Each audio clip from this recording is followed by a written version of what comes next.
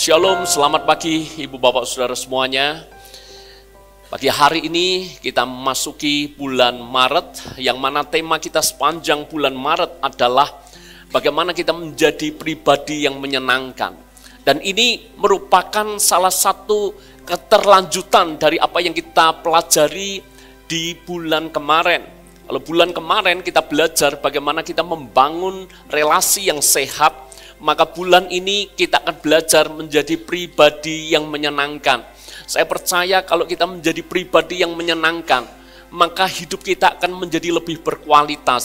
Saya percaya Anda akan menjadi lebih happy. Saya percaya Anda akan lebih sehat. Amin, saudara. Dan saya percaya bahwa akan ada banyak pintu-pintu terbuka kalau kita menjadi pribadi yang menyenangkan. Dan lebih penting di atas semuanya itu, Alkitab bilang seperti ini, hendaklah terangmu bercahaya dan orang melihat perbuatanmu yang baik dan mereka memuliakan Bapamu di sorga. Dengan kata lain, kalau Anda dan saya menjadi pribadi yang menyenangkan, maka itulah hidup yang menjadi kesaksian, hidup yang bisa menjadi berkat. Disitulah orang-orang akan melihat Kristus melalui hidup kita. Nah, saudara-saudara, pada kesempatan hari ini saya ingin mengajak kita memulai dengan topik ini. Bagaimana kita punya sikap atau attitude yang menyenangkan, sikap yang menyenangkan. Saya berdoa setelah selesai firman ini disampaikan, maka kita punya komitmen yang sama. Kita mau menjadi orang punya attitude yang menyenangkan. Saudara-saudara, saya ingin memulai dengan 1 Samuel 2 ayat yang ke-26. Ayat ini cukup menarik. Menariknya di mana nanti saya jelaskan kepada ibu bapak saudara. Mari kita baca lebih dahulu. Tetapi Samuel yang muda itu semakin besar dan semakin disukai, baik di hadapan Tuhan maupun di hadapan manusia. Saya ulangi, Samuel yang muda itu ternyata semakin besar, itu semakin disukai. Siapa yang menyukai? Tuhan, tapi juga manusia. Dan ayat ini mirip sekali dengan apa yang tertulis di dalam Injil Lukas, pasal yang kedua, ayat yang ke-52.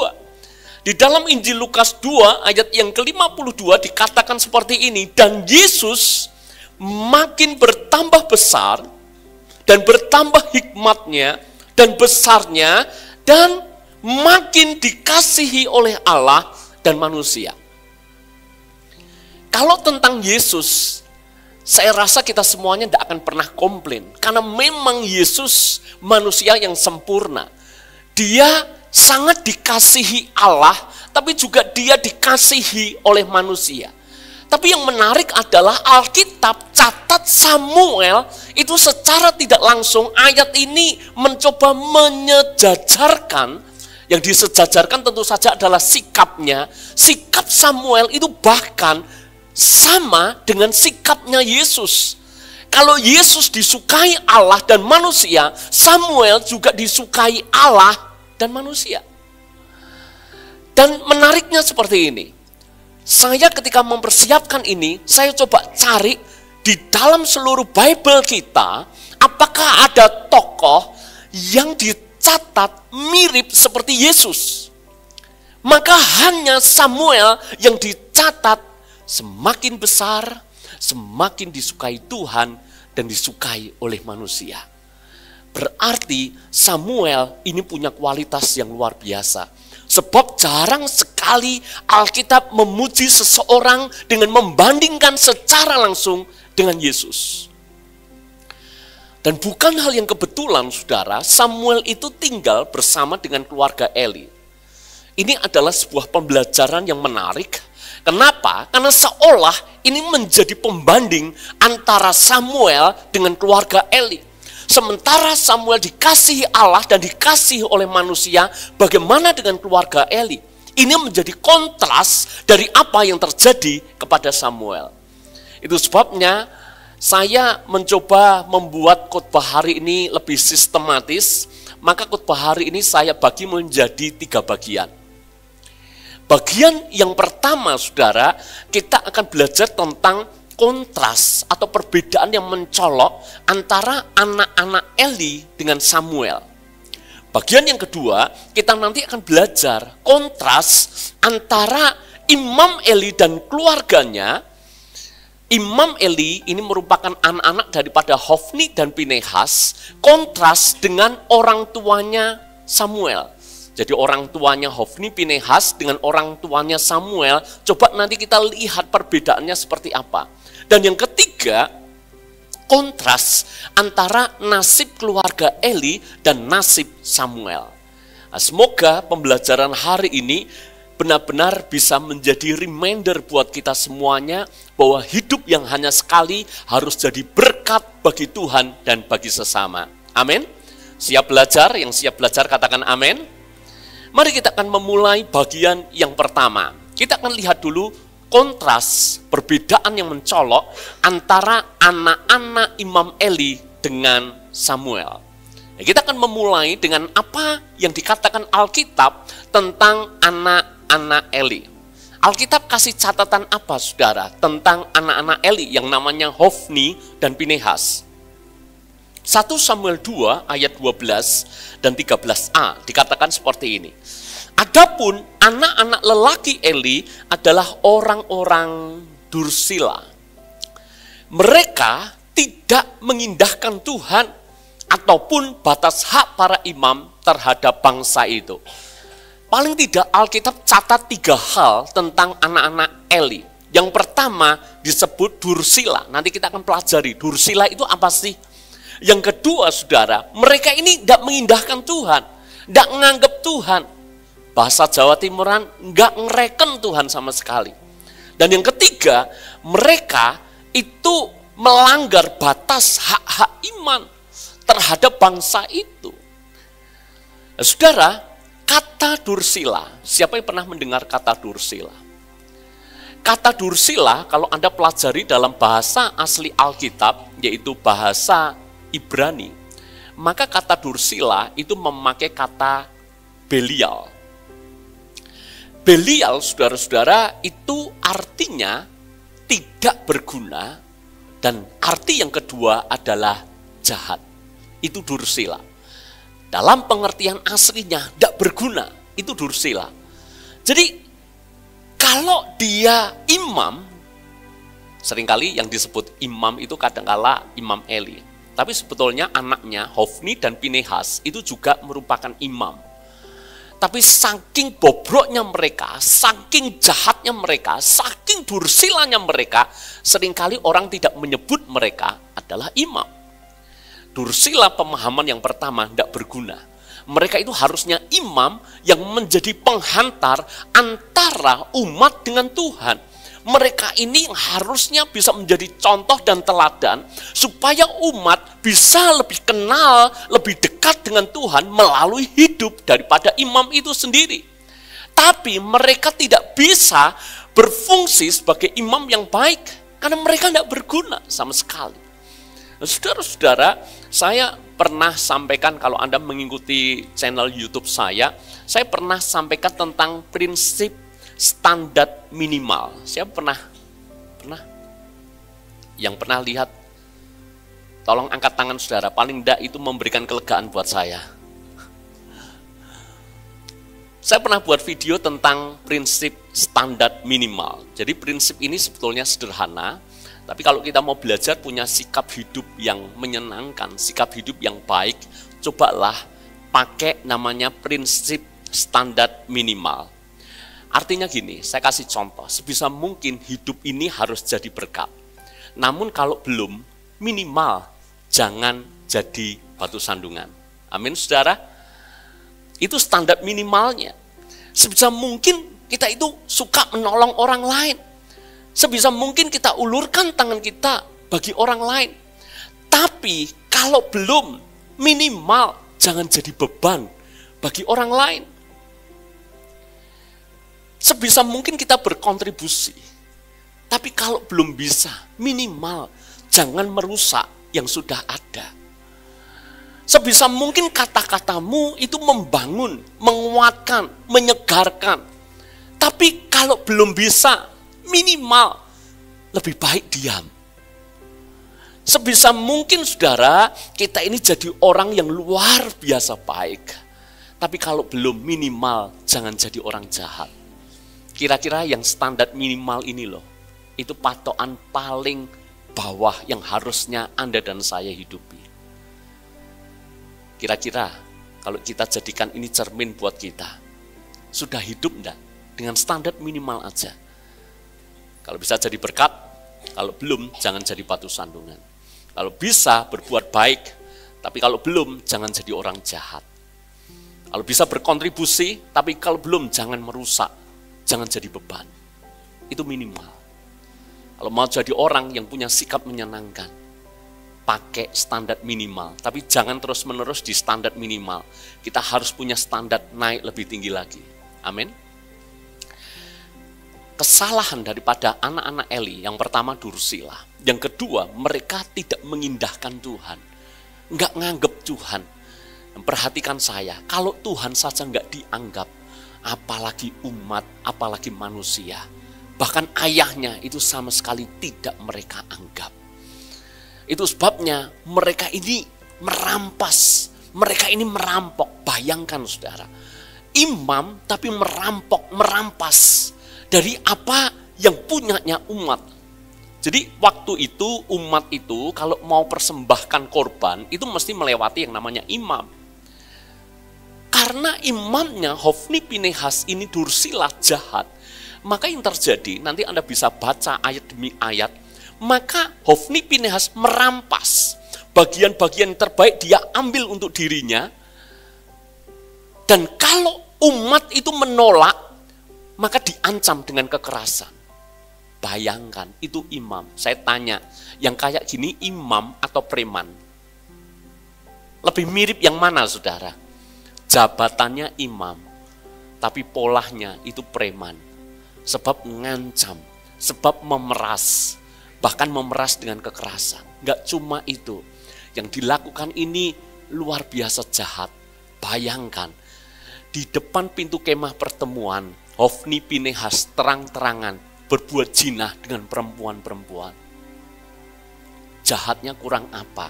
Seolah nggak ada takutnya dengan Tuhan, seolah nggak ada sungkannya dengan manusia. Kadangkala orang masih sungkan, itu sekalipun saya tahu, itu jangan dipakai standar. Tapi minimal ada sungkannya. Tapi kalau sudah dosa, itu terang-terangan dinyatakan dengan terbuka, apalagi yang tersembunyi. Lebih ngeri lagi. Dan saudara-saudara, kalau bicara soal sikap yang menyenangkan, jelas sekali Hofni Pinehas bukan orang yang menyenangkan. Tapi umat Tuhan itu berada dalam situasi dilema. Mereka di satu sisi harus mempersembahkan korban kepada Tuhan. Ibadah bagi orang Yahudi itu sebuah keharusan dan kewajiban. Mereka tidak pernah bisa lepas dari yang namanya ibadah kepada Tuhan. Cuma celakanya adalah kalau mereka mau beribadah kepada Tuhan, mereka harus berhadapan dengan orang yang sama sekali tidak menyenangkan seperti keluarga daripada Imam Eli. Sekarang kita bandingkan dengan Samuel. Alkitab catat apa tentang Samuel? 1 Samuel 2 ayat yang ke-26. Tetapi Samuel yang muda itu semakin besar dan semakin disukai, baik di hadapan Tuhan maupun di hadapan manusia. Dia disukai Tuhan, tapi dia juga disukai manusia. Saudara-saudara, saya ingin mengajak Anda berpikir sedikit lebih kritis. Ini sebetulnya bukan hal yang mudah bagi Samuel untuk punya sikap yang baik, hidup yang baik dan terpuji. Kenapa saudara?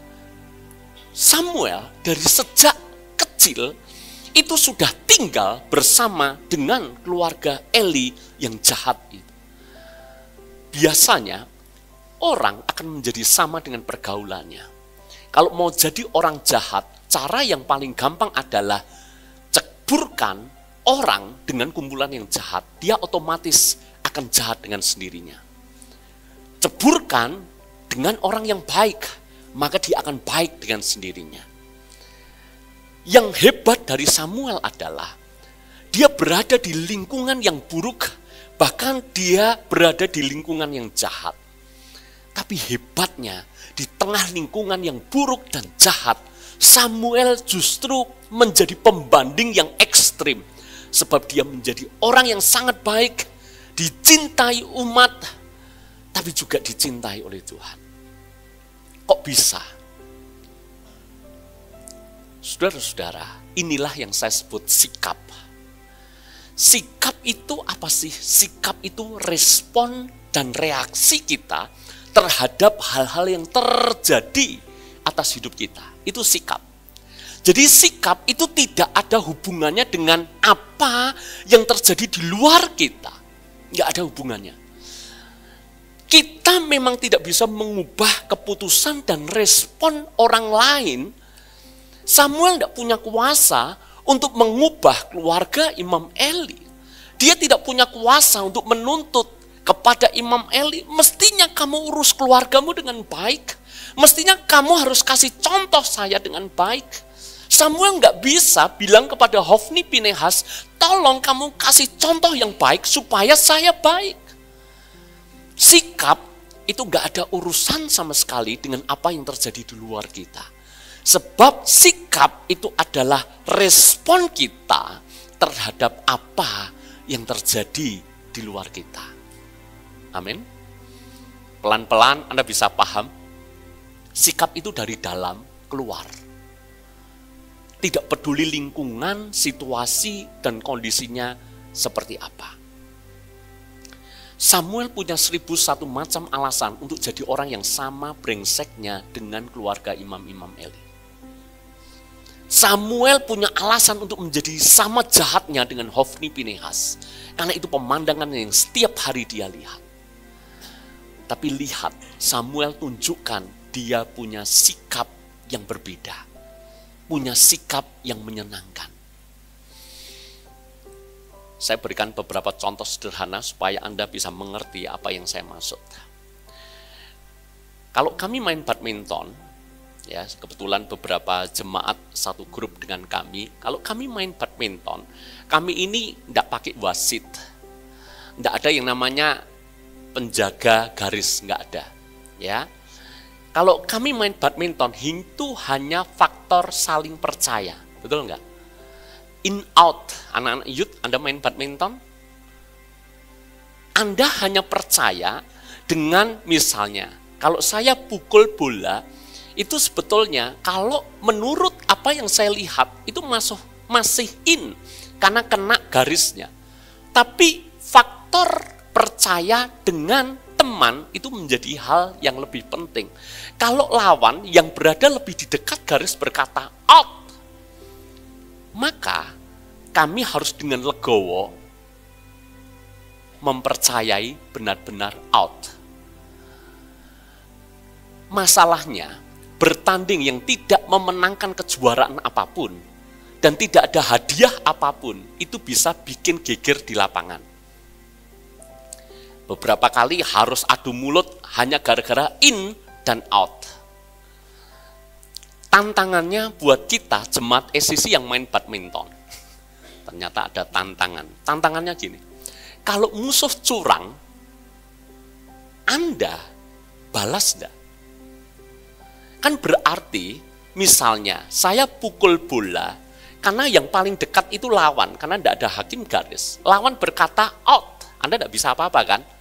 Sekarang gantian, lawan pukul bola, masuk di daerah Anda, dan Anda tahu itu masuk, mepet memang, tapi karena tadi Anda dicurangi, pertanyaan saya, Anda balas curang enggak?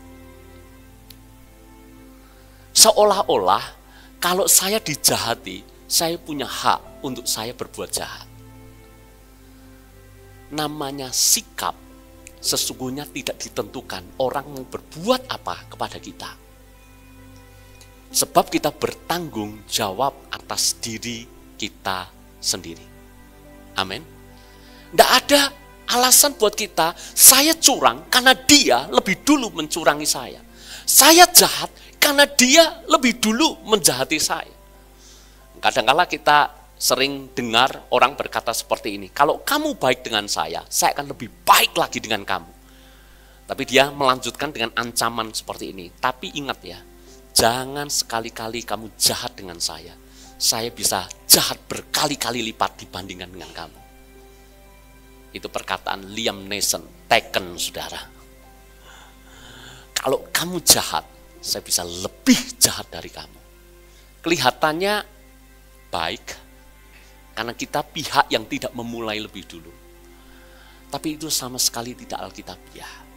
Karena sikap bukan ditentukan orang lain berbuat apa kepada kita, tapi bagaimana kita bersikap seperti prinsip yang firman ajarkan. Amin. Sikap itu tanggung jawab kita 100%. Tidak peduli seperti apapun kondisinya. Jadilah orang yang punya sikap menyenangkan. Tidak peduli seperti apapun keadaan di sekeliling kita. Ulangi lagi. Sikapmu itu tanggung jawabmu 100%. Sikapku tanggung jawabku 100%. Tidak peduli di luar kita mau menjadi seperti apa. Saya berikan contoh sederhana, saudara. Ada teman yang hutang dengan saya. Lalu kemudian namanya perjanjian awal, namanya hutang, mestinya dibayar. Setuju ya? Hutang ya harus dibayar. Hutang tidak boleh dikemplang. Maka ketika teman hutang kepada saya sudah memberikan kelonggaran yang cukup lama, cukup panjang. Itu sudah bertahun-tahun.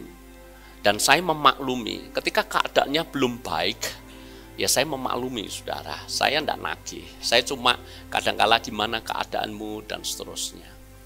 Tapi ketika saya lihat keadaannya lumayan membaik, dari mana saya tahu? Biasa dari update statusnya dia. Jadi kalau hutang jangan banyak update status, saudara. Nanti Anda akan ditagih. Saya pun menagih, masuk akal dong. Dan itu hak saya untuk menagih, karena perjanjiannya adalah hutang. Dan saya menagih bukan seperti debt collector. Saya menanyakan gimana kabarnya. Lalu kemudian saya juga mengingatkan, karena sudah cukup lama untuk hutangnya itu. Dan dia merespon dengan, bro, aku minta nomor rekeningmu. Waduh, saya senyum, saudara. Wow, ini memang kalau yang WA itu hamba Tuhan itu responnya berbeda, saudara ya. Langsung minta nomor rekeningmu ya bro, gitu ya. Dan kemudian saya kasih nomor rekening dan kemudian dia transfer, saudara. Tapi alangkah syoknya saya ketika di screenshot berapa yang dia transfer. Karena kalau hutangnya sekian, yang ditransfer itu hanya sekian, saudara. Sangat kecil dari hutangnya. Dan yang lebih bikin saya syok, dia bilang seperti ini, bro, anggap lunas ya. Gila enggak, saudara? Saya masih sabar, ya janganlah bro. Mosok hutang sedemikian banyak, dibayar sedemikian sedikit, dan bilangnya anggap lunas ya. Lalu kemudian dia menceritakan, ya karena aku ketipu, aku bangkrut karena ditipu orang. Dalam hati hubungannya apa dengan saya? Saya tidak nipu kamu, saya menolong kamu, saya kasih pinjaman ke kamu. Tapi dia nggak mau tahu. Aku bersikap seperti ini kepada kamu karena aku dirugikan oleh pihak lain yang mencurangi aku. Saya bilang, ya jangan segitulah. Lalu kemudian dia tetap memaksa. Yes, bro, aku tambahin, tapi anggap lunas. Dia tambahin sedikit banget, saudara. Dan anggap lunas. Saya bisa apa? Saya mau teruskan juga percuma. Saya menghadapi orang yang Anda bisa simpulkan sendiri. Ya udah, saudara, kena deh gitu, saudara. Makanya saya sudah mengambil keputusan. Mungkin beberapa tahun yang lalu saya sudah kehilangan banyak teman. Kalau sahabat bukan. Kalau sahabat saya rasa saya tidak perlu menagih, dia pasti kok. Dia akan kembalikan, itu kalau sahabat. Kalau levelnya teman ya kadang-kadang repotnya seperti itu, saudara. Saya sudah kehilangan beberapa teman dan biasanya kalau sudah terlibat hutang piutang, makanya saya mengajar jemaat, ayo kalau bisa antar jemaat jangan suka hutang sini, hutang sana. Nanti akibatnya seperti saya, saudara. Kalau hutang, nanti yang lebih sangar itu yang berhutang daripada kami yang punya hak untuk menagih. Kadang-kala seperti itu, dan itu menjadi pembelajaran buat saya. Ya mungkin berapa tahun saya sudah enggak lah kalau terlibat hutang seperti itu. Lalu saudara, yang saya maksud adalah cerita dari cerita ini. Dia merasa aku punya hak untuk tidak bayar kamu. Padahal saya sudah ngomong gini loh, wes lah kalau gitu tunggu keadaanmu oke dulu lah. Ya saya kalau ditransfer sedikit ya nggak mau dong saudara, betul nggak? Saya ngomong wes lah, anu aja besok kalau bisnis mudah pulih, kamu nanti baru selesain lah. Tapi dia ngotot gini, janganlah, aku nggak mau kepikiran utangmu gitu. Jadi aduh, nggak mau kepikiran, saya yang kepikiran toh. Dia nggak mau kepikiran utang saya, tapi dia maunya aku mau free dari segala hutang, tapi bayarnya kecil banget. Ya udah saudara, saya nggak bisa buat apa-apa. Ya itu contoh sikap yang tidak menyenangkan. Kalau seperti ini kan hubungan jadi tidak enak ya. Nanti kalau dia ketemu saya mesti ya sungkan, nanti jadi pura-pura tidak kenal, tidak asik jadinya. Nah, jadilah orang yang punya sikap menyenangkan. Seandainya dia ngomong, sorry ya bro, sabar sih ya, saya masih bisa kok memahami. Ya, wong saya nagih itu kan hanya karena update statusnya sudah lumayan baik keadaannya ya. Ya saudara, yang saya maksud adalah ayolah, jangan sikapmu ditentukan orang lain seperti apa kepada kamu. Amin. Kalau sikapmu ditentukan orang lain berlaku apa kepada kita, maaf, kita ini tidak ada bedanya dengan Joker. Lihat film Joker. Joker itu kan ceritanya awalnya dia orang baik. Kenapa Joker? Dia suka menghibur, dia suka menolong. Tapi kenapa dia berbuat jahat? Dan dia jadi penjahat yang sadis. Karena dia merasa, buat apa saya berbuat baik kalau orang tetap jahatin saya? Buat apa saya berbuat baik kalau orang tindas saya, mentertawakan saya? Dan seterusnya. Maka Joker, jadilah Joker seperti yang kita kenal. Bahkan ada sebuah slogan, menurut kata Joker, orang jahat adalah orang baik yang tersakiti. Jangan kita jadi alasan, saudara. Aku akan baik kalau kamu baik. Aku bisa seperti ini ya karena kamu bersikap seperti itu. Jangan. Jadi orang yang punya sikap yang menyenangkan. Yang kedua, bagian yang kedua, kita akan pelajari kontras antara Imam Eli dengan orang tua Samuel. Ya, jadi Imam Eli ini orang tuanya Hofni Pinehas, dan kita akan belajar perbandingannya dengan orang tuanya Samuel itu kayak apa. Saya ingin mengawali gini. Tahukah kita bahwa sikap kita itu merupakan cerminan dari value atau nilai yang kita hidupi. Jadi sikap saya itu sebetulnya merupakan gambaran selama ini nilai-nilai apa yang masuk dalam hidup saya. Karena value atau nilai itu adalah keyakinan yang menjadi pedoman saya melakukan apa. Jadi kalau sikap saya buruk, kemungkinan besar nilai-nilai keyakinan dalam hidup saya buruk itu nggak apa-apa. Kalau saya sukanya ngomong kotor, mungkin value-nya adalah ngomong kotor itu tidak dilarang. Kalau saya jadi orang yang menyebalkan, mungkin value-nya adalah hidup sembarangan itu biasa. Bisa menangkap ya. Jadi sikapmu itu merupakan cerminan selama ini nilai-nilai hidupmu kayak apa. Kayak apa yang dimasukkan kepadamu. Nah, sekarang kita akan mulai. Kenapa sih Hofni Pinehas bisa menjadi sedemikian jahat? Sikapnya bisa menjadi sedemikian bobrok. Karena sekali lagi nilai-nilainya, kebenaran yang ditanamkan kepada dia itu seperti apa. Maka kita harus merujuk orang tuanya seperti apa. Sekarang kita lihat orang tua daripada Hofni Pinehas, yaitu Imam Eli. Alkitab catat seperti ini tentang Imam Eli. 1 Samuel 2 ayat 29. 1 Samuel 2 ayat 29. Mengapa engkau memandang dengan loba kepada korban sembelihanku dan korban sajianku yang telah kuperintahkan? Kata pertama, memandang dengan loba. Ya, memang bahasa Alkitab beberapa itu bahasa yang mungkin tidak familiar di telinga saya, di telinga kita.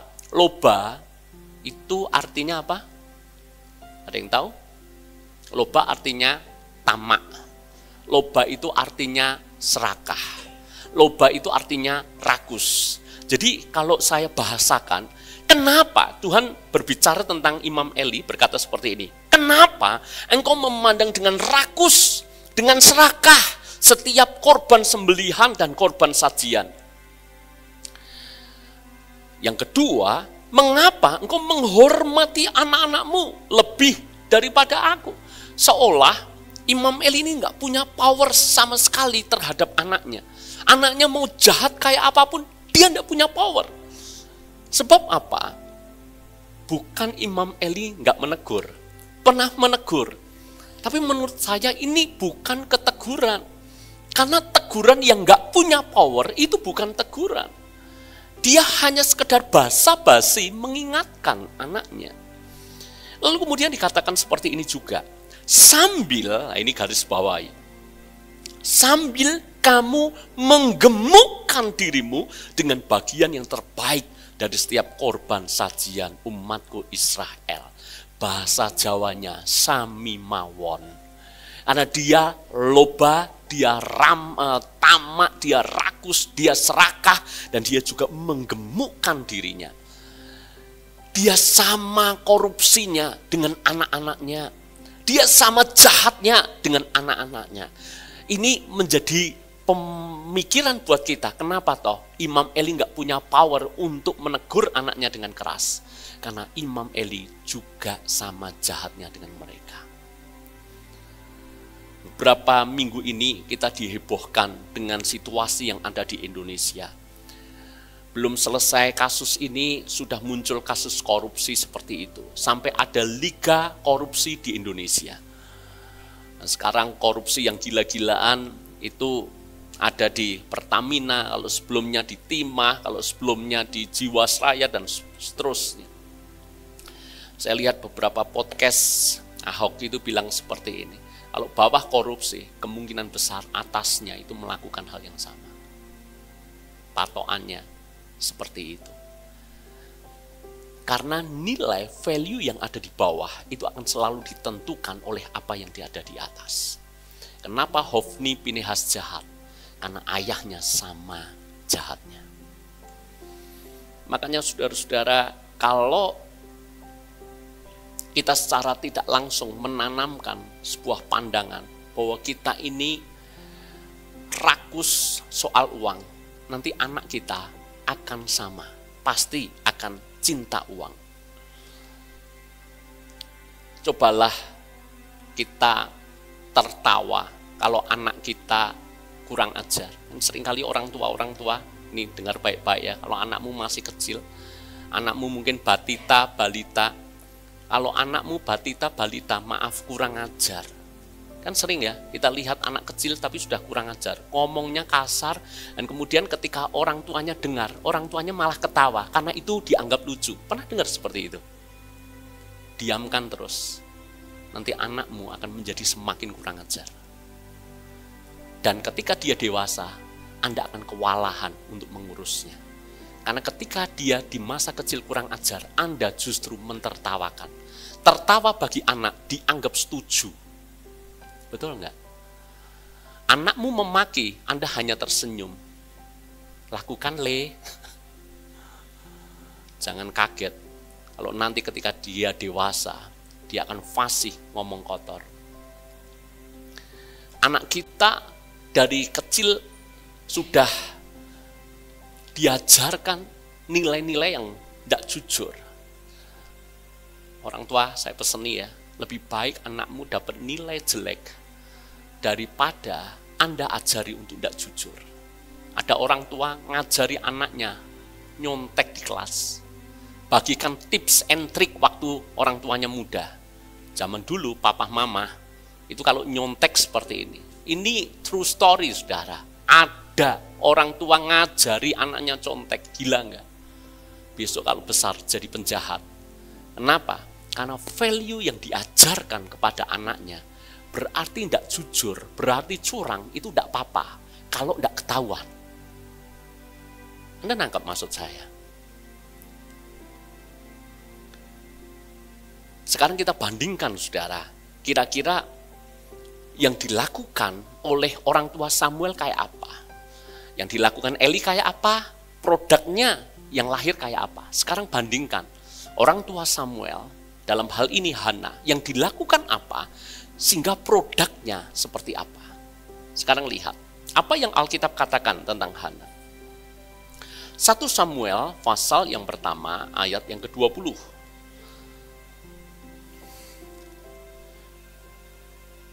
Maka setahun kemudian mengandunglah Hana dan melahirkan seorang anak laki-laki. Ia menamai anak itu Samuel, sebab katanya aku telah memintanya daripada Tuhan.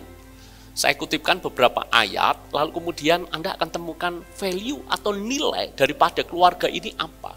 Value-nya apa? Ini keluarga yang mengandalkan Tuhan. Keluarga yang mengutamakan Tuhan. Keluarga yang benar-benar menjadikan kalau ada masalah larinya ke Tuhan. Ini Hana. Saya ingin sedikit lebih cepat. 1 Samuel 1 ayat yang ke-24. Setelah perempuan itu menyapih anaknya, dibawanyalah dia dengan seekor lembu jantan yang berumur 3 tahun, 1 eva tepung dan sebuyung anggur, lalu diantarkannya ke dalam rumah Tuhan di Silo. Waktu itu masih kecil betul kanak-kanak itu. Hana itu kan berjanji, kalau Tuhan memberikan aku anak, nanti anak ini aku akan persembahkan kepada Tuhan menjadi hambanya. Dan setelah anak itu lahir, ingat loh, Hana waktu itu anaknya yang pertama. Memang setelah itu Hana punya anak yang kedua, yang ketiga, dan seterusnya. Tapi ketika Samuel lahir, kan Hana tidak tahu dia masih bisa punya anak lagi atau enggak. Betul enggak? Dan berapa banyak kita, saudara, jujur, Anda pernah berjanji, tapi dengan alasan apapun, kita tidak setia dengan apa yang pernah kita janjikan kepada Tuhan.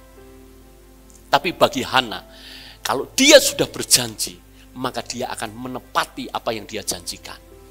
Dan betul ketika Samuel masih sangat kecil, setelah disapih, saudara, masa sapihnya selesai, dia bawa ke rumah Tuhan untuk dipersembahkan. Maka nilainya apa?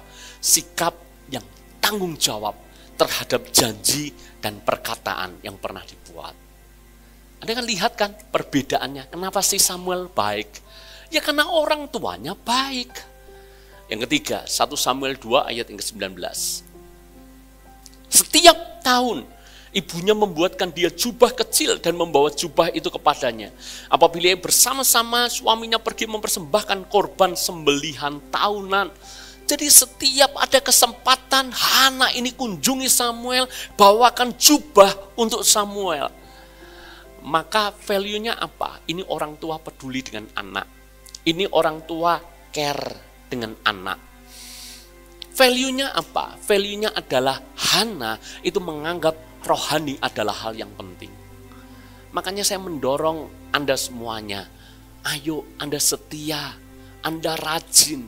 Anda tidak bisa paksa anak Anda untuk setia sekolah minggu, anak Anda setia ke gereja, sementara Anda, kita orang tua tidak setia, nggak bisa. Anda nggak punya power nanti. Makanya saudara, value apa yang kita anggap penting dan perlu kita tanamkan kepada anak-anak kita.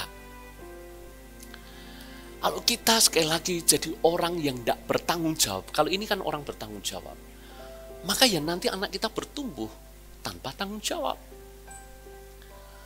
Barusan minggu kemarin saya naik sepeda, saya goes, karena goes kan berarti pelan. Karena pelan, saya lihat benar-benar apa yang terjadi di samping depan saya. Jadi nyaris ada anak batita, mungkin umur itu 2-3 tahun ya, di jalan raya, saudara. Di jalan raya itu ada beberapa penjual es atau warung atau apalah. Dan anak kecil ini tiba-tiba jalan-jalan-jalan berada di jalan raya. Kemudian ada mobil itu hampir saja menabrak anak kecil ini. Sampai ada orang yang berada di dekat situ menyelamatkan si anak. Selamat saudara anaknya. Wow, kami orang-orang yang melihat itu terkejut semuanya. Dan anaknya ini dibawa ke ibunya. Saya tanya buat saudara, yang memang yang jalan ke jalan raya si anak. Tapi menurutmu, yang salah ibunya atau anaknya? Menurutmu? Ibunya. Ibunya asik ngobrol dengan penjual dan anaknya dibiarkan jalan sendirian berada di jalan raya.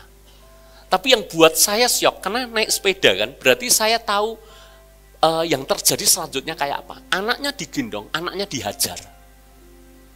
Karena dia mungkin merasa malu, karena orang-orang lihat, seolah-olah ini anaknya yang suka lari, anaknya yang tidak bisa diatur.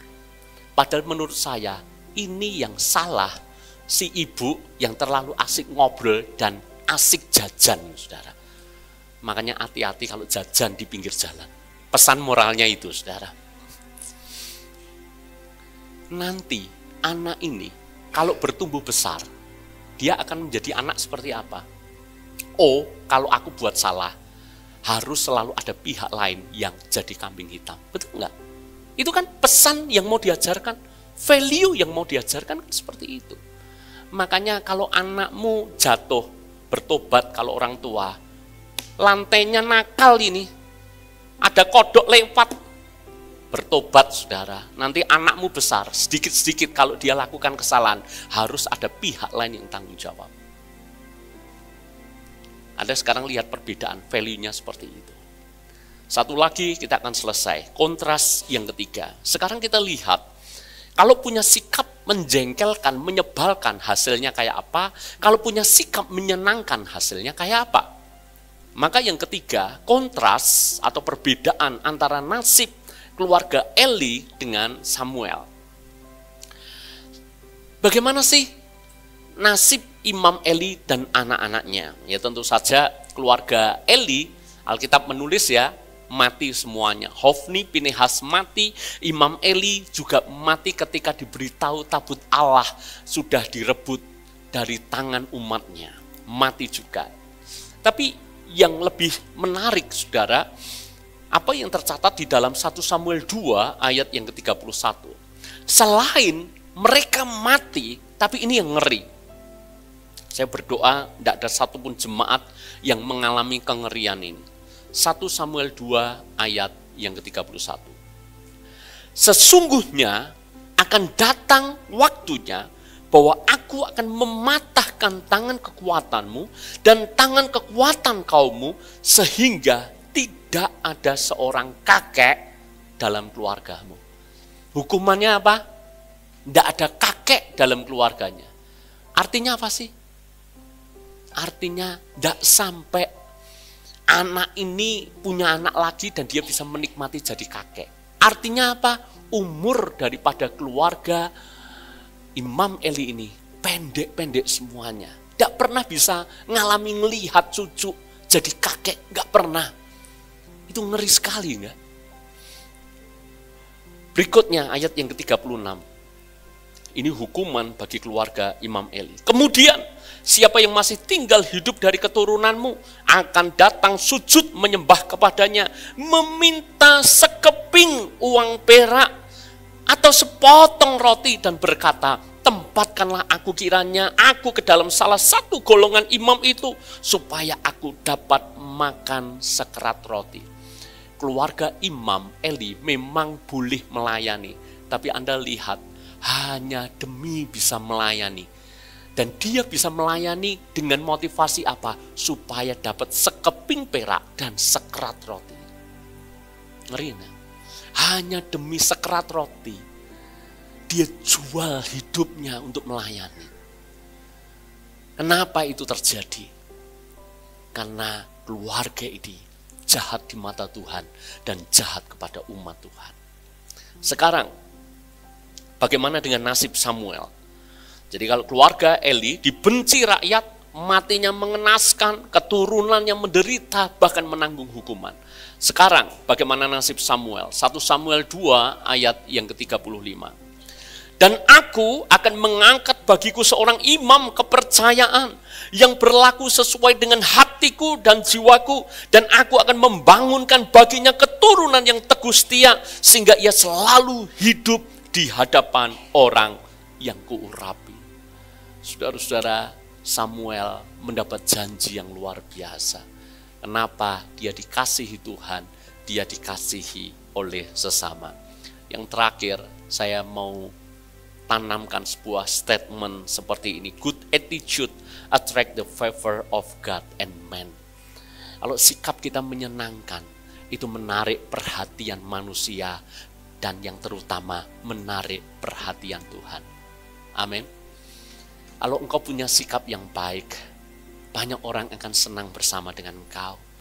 Dan kalau engkau punya sikap yang baik, Tuhan akan memberikan perkenanan kepada engkau. Saya bilang seperti ini, kalau Tuhan sudah memberikan perkenanan, Anda akan mengalami hari-hari yang baik dalam hidupmu. Makanya tetap jadilah orang yang menyenangkan. Amin. Klip terakhir. Ini contoh saudara, kalau orang punya sikap menyenangkan, yang terjadi apa? Ada favor dari Tuhan dan dari manusia. Foto ini merupakan foto yang paling kiri, itu namanya George Siebold. Awalnya dia ini orang Eropa, dia ini jadi manajer sebuah hotel yang sangat kecil di daerah pedesaan. Dan satu kali saudara, ketika dia bertugas sebagai manajer di hotel itu, waktu itu kebetulan cuaca sedang tidak bersahabat, di luar hujan salju, dan kebetulan juga semua kamar di hotel itu sudah full book. Lalu kemudian ada sepasang suami istri tua yang masuk ke hotelnya untuk minta kamar. Dan George Siebold ini berkata, maaf sekali semua kamar di hotel ini sudah penuh semuanya. Tapi di satu sisi manajer ini tahu kasihan sekali bahwa pasangan tua ini. Maka dia langsung mengambil inisiatif. Tetapi aku punya kamar tidur. Nanti kami bisa bersihkan, nanti kamu bisa bermalam di sini saja. Sebab di luar cuacanya tidak bersahabat. Sebab di luar mungkin juga akan kesulitan cari penginapan. Makanya dengan inisiatif, dengan sikap yang menyenangkan, dia bersihkan kamarnya, dan singkat cerita pasangan tua ini bisa tidur di ruangannya tanpa membayar. Karena itu ruangan yang dia pakai saudara. Sikapnya menyenangkan, sikapnya itu hangat. Banyak kan saudara, bukankah kita sering dilayani baik oleh pramuniaga, penjual yang sikapnya itu menyebalkan, seolah-olah yang butuh siapa dan siapa itu enggak jelas.